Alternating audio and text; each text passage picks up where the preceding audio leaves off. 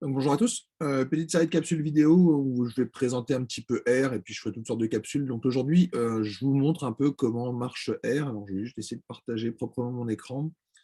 Je vous ai juste fait quelques slides, mais assez vite, en fait, je vais basculer sur la session de R pour qu'on puisse travailler dessus. Donc voilà, donc on avait fait l'introduction en cours. Là, je vous présente un petit peu le langage R et vous aurez les démos sur le sujet.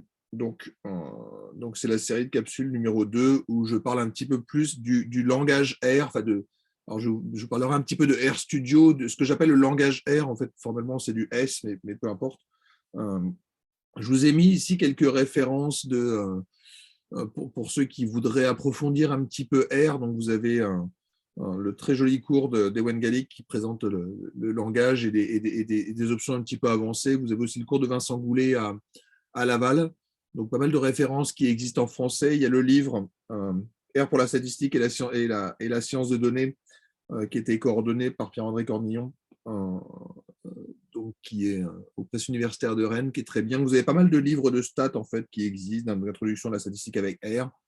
Il y a la Bible de Pierre Lafaille de Michaud sur le logiciel R, qui va beaucoup plus loin que ce que nous, on veut faire. Puis vous avez quelques petits livres. Alors, je vous ai aussi mis le livre de Nathaniel Phillips, qui est Yar, qui propose une introduction à R et de pas mal de petites choses que je vais évoquer, mais je vais aller vraiment rapidement parce que l'idée, c'est qu'en 2 heures, vous ayez vu l'essentiel de ce dont on a besoin. Le point important vraiment sur lequel j'insiste, c'est bien R n'est pas la finalité du cours. Okay, le cours est un cours de statistique pour les sciences, donc le but est de faire la statistique, mais c'est juste que si on veut faire des choses un petit peu marrantes et que je vous présente des vrais cas réels, il me faut un logiciel pour faire ça. Voilà, que ce soit pour faire des tests, que ce soit pour visualiser, que ce soit pour faire toutes sortes de choses, j'ai besoin d'un langage spécifique. Et précisément, R ou S ont été créés pour ça. Le S, quand il a été lancé dans les années 70, l'idée était d'avoir un langage pour faire à la fois de la statistique et de la visualisation de données. Donc, c'est vraiment fait pour ça. Donc, c'est pour ça que je vais vous présenter celui-là. Donc, moi, ce que je vais vous présenter, c'est RStudio. Donc, RStudio, c'est cette fenêtre ici. Donc, je vais ouvrir dans un instant RStudio. Alors, moi, j'ai par défaut la version en noir, donc c'est à peu près la même chose. Et je voulais juste le mettre dans les slides pour vous présenter un petit peu les différentes fenêtres. Donc, en particulier, ici, vous avez ce qu'on va appeler la console en bas à gauche. Donc, la console, c'est là que vous allez rentrer du code. Donc, après cette petite flèche, vous allez avoir le code que vous rentrez et on verra apparaître ensuite des sorties. Donc, c'est là-dessus donc c'est via cette console qu'on dialogue. Il y a plusieurs autres petites fenêtres qui existent. En particulier, on va créer celle-là qui sera particulièrement intéressante. Celle-là va vous permettre d'avoir du script. Okay, donc, dans cette partie-là, on aura notre script R. L'intérêt du script, d'avoir un langage de programmation pour faire de la statistique, c'est que vous allez pouvoir mettre ici tout un code, un ensemble de commandes qui vont être productives. Donc, par exemple, si jamais vous voulez faire une analyse d'une série de données que vous avez récupérées, vous pouvez partir de la base qui est j'importe les données que j'ai trouvées sur un site internet. 2, éventuellement, je les modifie. Je vais créer des variables. Par exemple, je vais m'amuser à découper. Si jamais vous avez observé des choses avec des pas de temps, vous pouvez dire je vais voir si jamais le temps il est plus petit qu'une heure, entre 1 heure et 2, ou au-delà de 2 heures. Donc, vous pouvez créer comme ça des variables factorielles.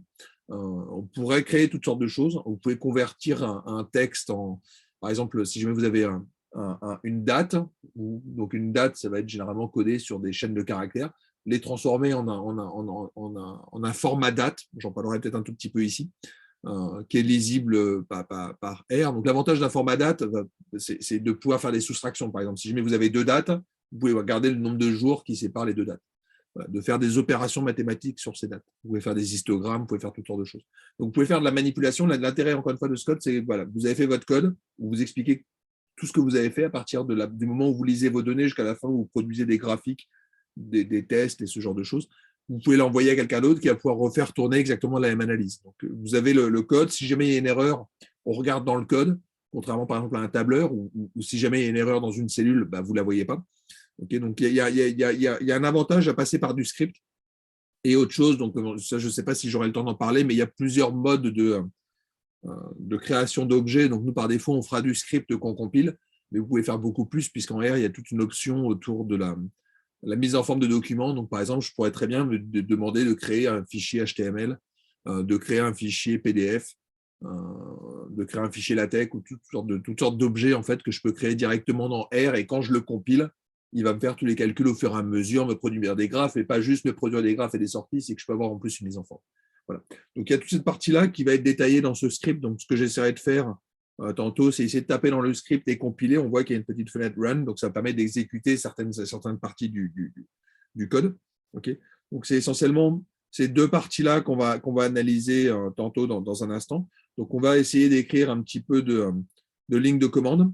Okay, donc je vais avoir une ligne de commande que je vais compiler, puis je regarderai la sortie derrière, puis on essaiera de travailler un petit peu là-dessus. Donc pour le moment, je vais surtout présenter des objets, expliquer comment manipuler des vecteurs de chiffres, éventuellement comment travailler sur des bases de données, puis on essaiera peut-être de faire des premiers graphes et tout ça. Donc voilà, donc c'est vraiment une petite introduction générale pour que les choses soient claires, et essayer de parler un tout petit peu du fait que R est un langage vectorisé.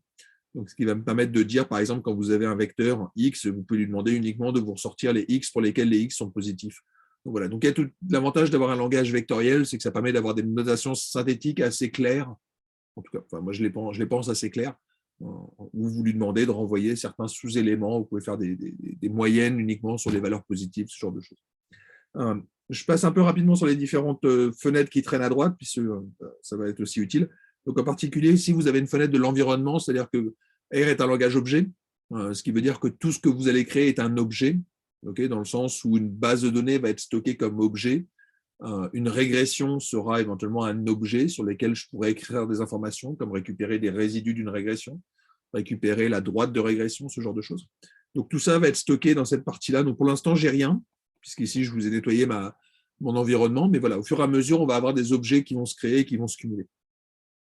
Et ensuite, vous avez la partie en bas. Alors, la partie en bas, là aussi, je le discuterai au fur et à mesure. Mais il y a plusieurs petites fenêtres qui sont cachées ici.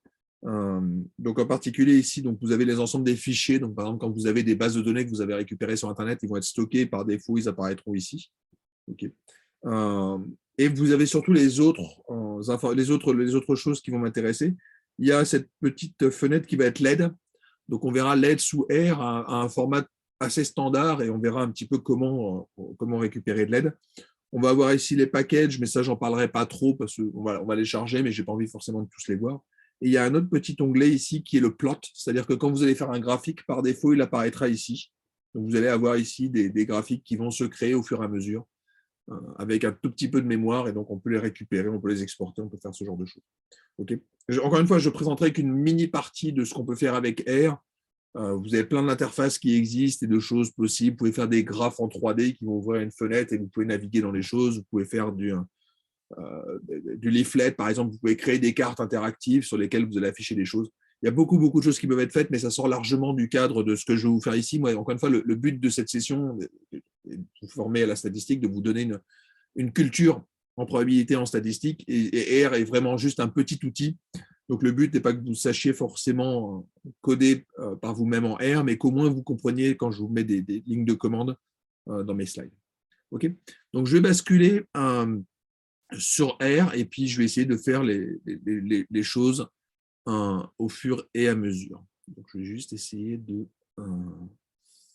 basculer maintenant. Donc, j'arrête mon partage. Je vais revenir sur un partage, cette fois-ci, de ma session R. Désolé de vous montrer ma face pendant trop longtemps. Voilà, donc j'ai RStudio qui est ouvert ici. Ok, donc je vous montre un petit peu RStudio. Alors, je vais pouvoir fermer ma tablette. Et je vais donc vous montrer. Donc, c'est à peu près la même chose que ce qu'on avait il y a quelques secondes. La seule chose, c'est que pour le moment, je n'ai pas encore mon script, puisque si jamais je veux avoir un script, il va falloir que je le crée. Okay, donc, la syntaxe pour créer votre premier script va être tout simplement de dire file. Vous lui demandez un new file. Donc, c'est un peu ce que je vous disais tout à l'heure. On peut faire du Markdown, on peut faire des applications Shiny, on peut faire un petit peu tout ce qu'on veut. Moi, ce qui m'intéresse, c'est vraiment juste un script de base. Okay, donc, le script va apparaître dans cette fenêtre. Voilà. Donc là, je me retrouve avec les fenêtres de base. Okay, vous pouvez voir que quand on ouvre R, il commence par vous raconter un petit peu de l'histoire de R. Donc, moi, par défaut, j'ai la version 3.63 qui est une vieille version, mais c'est juste que je n'ai pas eu le temps de mettre à jour sur mon laptop. Okay, qui vous rappelle pas mal de choses. Donc, le fait que R est un logiciel libre, okay, qui vient avec absolument aucune garantie. Donc, ça, c'est juste pour vous rappeler que vous êtes un peu responsable de ce que vous faites, et donc il n'y a pas la garantie comme vous auriez Pour ceux qui avaient peut-être l'habitude d'utiliser SAS, par exemple, ça, c'est un logiciel commercial qui a une garantie. Donc là, vous utilisez des codes, en particulier des packages qui vont être développés par d'autres personnes. Voilà, il n'y a pas de liability et de responsabilité. Donc, si jamais vous avez des analyses qui sont fausses, c'est un peu de votre ressource, pas de votre problème. Par défaut, c'est en anglais, mais on peut jouer un petit peu sur les langues. Et on fera très peu de text mining ici. Voilà, donc il y a pas mal de choses. Et par défaut, voilà, je peux juste vous montrer d'ailleurs ma working directory. Donc, par exemple, quand je lui demande get WD, donc getWD me permet de récupérer ma working directory. Moi, voilà, je suis sur un Mac. Si jamais vous étiez sur un Windows, il vous mettrait a priori ces deux points, puis les endroits où par défaut vont se stocker les objets. Moi, voilà.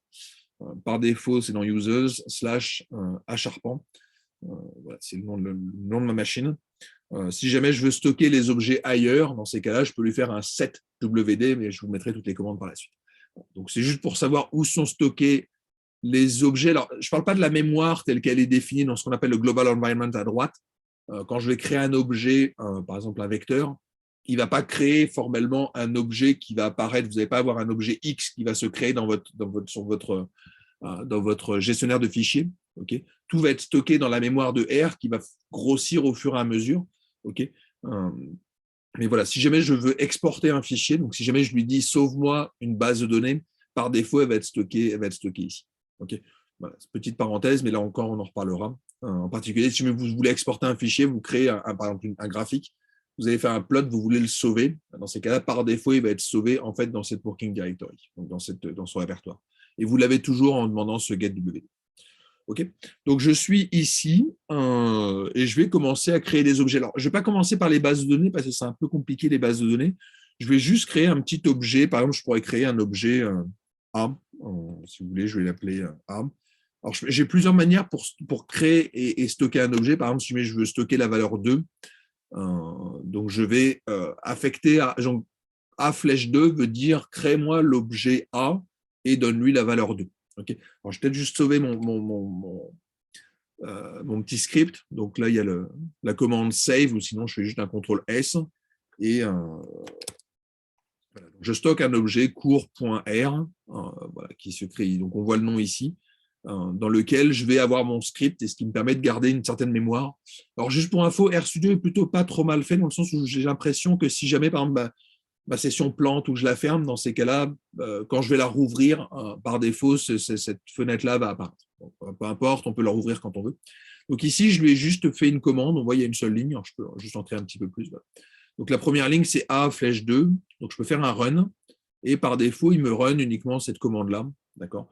Donc là, il apparaît dans le script et on voit qu'il n'y a pas grand-chose, il n'y a rien, si ce n'est qu'il l'a mis dans l'environnement en haut à droite. Donc on voit qu'il y a un objet qui a été créé qui s'appelle A et qui a la valeur 2. Voilà, donc je peux jouer un petit peu avec ça. Donc je pourrais aller par exemple maintenant dans la console et juste lui demander A. Donc si jamais vous tapez juste A, il vous l'affiche. Okay, implicitement, si jamais vous tapez un objet, vous faites entrer, il vous donne sa valeur telle qu'elle est en mémoire. Donc ici, A a la valeur 2. Alors juste pour info, moi j'utilise beaucoup par défaut les égales parce que j'ai toujours utilisé des égales depuis, ça fait 20 ans que je fais du R. Moi, j'ai plutôt eu l'habitude de faire des égales. Et égale a la même fonctionnalité que la flèche. Il y a des petites subtilités, mais c'est vraiment infime. A égale 2 veut dire à la fois crée-moi l'objet et donne-lui une valeur. Donc, je peux même la changer. Je veux dire A égale 3. Voilà. Donc, on voit que quand je suis sur la ligne et je tape sur Run, il m'exécute uniquement cette ligne-là. Si je voulais exécuter les deux, je sélectionne les deux, je les compile et on voit apparaître le A flèche 2, A égale 3. Donc, il écrase au fur et à mesure. D'accord. Donc, au début, il a commencé par créer l'objet A, lui donner la valeur 2. Ensuite, je lui dis que A prend la valeur 3. Quand je lui demande de m'afficher A, normalement, vous devriez me dire il devrait afficher 3. Voilà. C'est assez logique. Je reviendrai un petit peu sur le crochet 1 qui apparaît ici. Pardon. Donc là, par défaut, en fait, encore une fois, c'est un langage vectoriel. Donc, par défaut, il devrait vous en afficher plusieurs. Et effectivement, on va le voir dans un instant. Si jamais j'ai un vecteur qui contient une cinquantaine de valeurs, dans ces cas-là, il va tous nous afficher.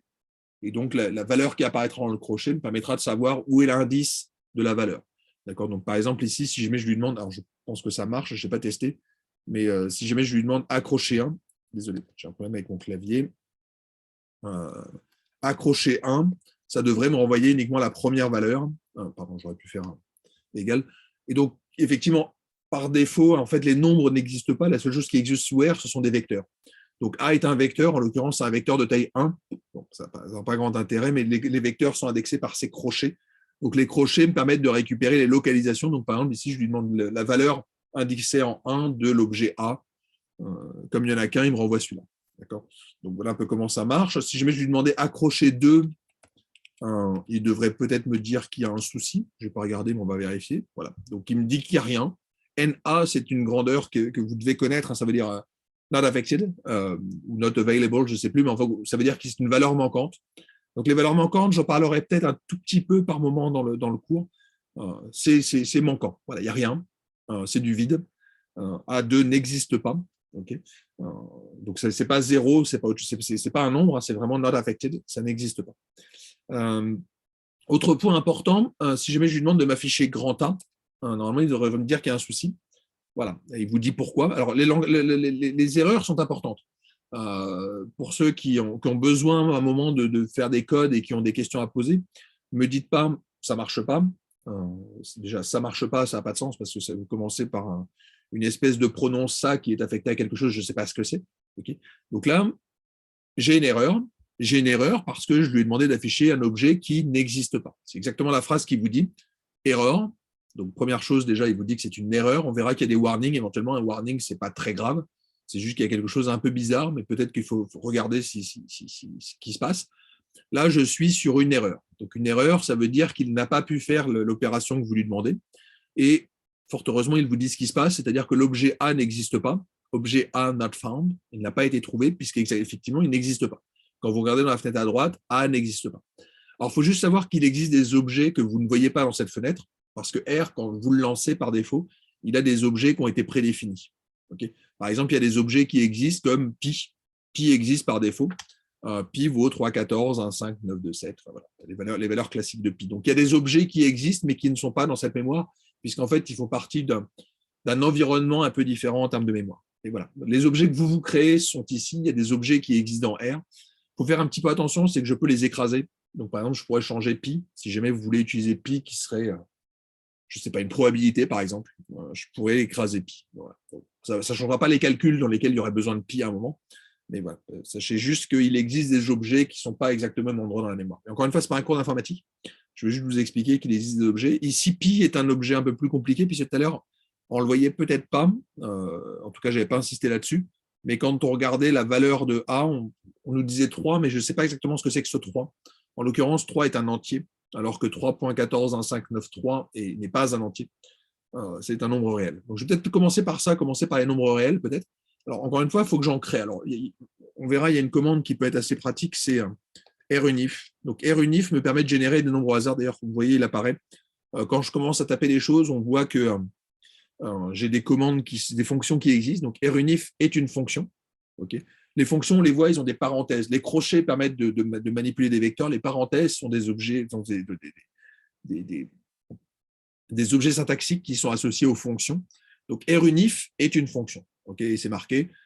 Ça vous permet de, en l'occurrence, c'est associé à des fonctions, functions avec un S, et je vous montrerai peut-être dans un instant pourquoi, à propos d'une distribution uniforme sur l'intervalle qui va de min à max. Okay. Donc, en l'occurrence, par défaut, vous le voyez, donc il y a 3 paramètres dans cette fonction. runif de n, donc combien est-ce que vous voulez d'objets? N, ça va être la taille. Min, c'est à partir de sur quoi est-ce que vous êtes uniforme. Moi, je veux des nombres uniformes entre 0 et 1. Dans ces cas-là, le min, c'est 0 et le max, c'est 1. Et en fait, par défaut, les nombres sont uniformes sur 0. Il y aura une capsule qui va arriver par la suite sur la génération de nombres aléatoires parce que ça sera assez intéressant de générer du hasard pour tester toutes sortes de choses.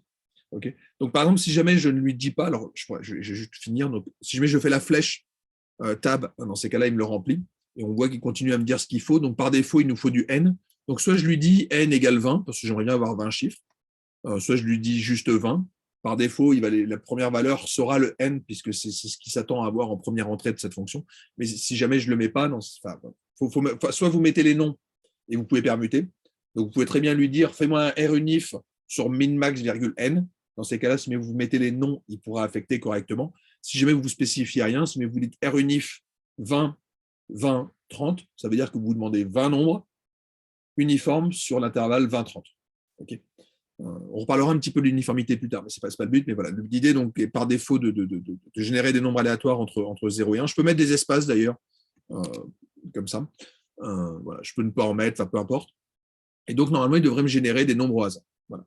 Donc ici, on voit apparaître l'objet U. Donc U est un vecteur numérique. Donc numérique, ça va correspondre à des réels. J'expliquerai peut-être un tout petit peu ce que c'est que les réels. Pour ceux qui ont fait un peu de C, ça correspond à du double. C'est des nombres à virgule avec une certaine précision, qui apparaissent ici. Donc, les objets, on les voit apparaître. Donc, ça commence par un 0.098. Alors, normalement, si vous le faites la même commande, en même temps, vous ne devriez pas avoir le même chiffre. Je prends juste un tout petit peu d'avance, mais si jamais je veux avoir les mêmes chiffres, il y a une fonction qui est setSeed. On le voit apparaître ici. Donc, setSeed, si jamais je fais un setSeed de 1 et que je lui demande de me créer ce tirage de nombres aléatoires, on devrait avoir la même chose. Donc ça, j'en parlerai un petit peu, parce qu'encore une fois, dans cette capsule sur la génération de nombres au hasard, je vous expliquerai comment est-ce que ça se fait que les nombres au hasard ne sont pas du tout des nombres au hasard, et en fait, on peut répliquer, on peut faire de la reproductibilité et générer le même hasard. Ce qui peut paraître assez troublant, mais c'est possible. Voilà. Donc, normalement, si jamais vous avez utilisé cette commande, setSeed1, et ensuite U, qui va être des tirages de variables uniformes sur l'intervalle 0,1 et que vous en demandez 20, vous devriez avoir les mêmes que moi, c'est-à-dire commencer par 0.266 puis 0.372. Alors, je peux lui demander de me l'afficher, il suffit que je vienne dans la console et que je tape U. Alors, vous pouvez même taper print U, mais ça revient au même. Donc, print U, c'est la commande implicite. Si vous ne mettez pas de print, par défaut, il vous l'affiche. Et donc, l'affichage se présentera toujours de la même manière, c'est-à-dire vous avez à peu près on voit apparaître plus ou moins des colonnes, donc l'espacement est relativement régulier et cohérent. En l'occurrence, moi, il me coupe toutes les 5 valeurs. Donc, effectivement, j'ai 1, 2, 3, 4, 5 sur la première ligne. Et on voit apparaître ici ce premier chiffre, donc ce 0,898, qui en fait correspond à la 6e valeur dans mon vecteur U. Ce nombre à 0,2059 correspond à la 11e valeur. Et donc, ça répond un peu à la question de tout à l'heure de ce que c'est que ces chiffres entre crochets. Les chiffres entre crochets qui apparaissent là vous donnent des indices associés à la première valeur qui apparaît dans l'affichage ici. Donc, si jamais, et moi j'en ai 5 par ligne, essentiellement parce que je suis passé en police 14 pour que vous puissiez voir de manière assez distincte ce qui va se passer sur la vidéo. Si jamais vous avez par défaut une police à 11 et que vous êtes sur un ordinateur à peu près correct, vous devriez avoir à peu près une dizaine de colonnes. Donc là, l'espacement tient compte de la largeur de votre écran. Si jamais je m'amusais à jouer ici, vous voyez, je peux jouer avec ma fenêtre. Si jamais je joue un peu trop avec ma fenêtre, il en tiendra compte. Et donc voilà, si jamais je raccourcis ma fenêtre, que je lui redemande un print, peut-être que je n'en aurai que 2 ou 3. Donc il s'adapte. Donc voilà, par défaut, il vous renvoie les valeurs. Alors ce que je vous disais tout à l'heure, c'est qu'en mettant les crochets, il peut m'afficher certaines valeurs. Donc par exemple, ici, je peux lui demander U1.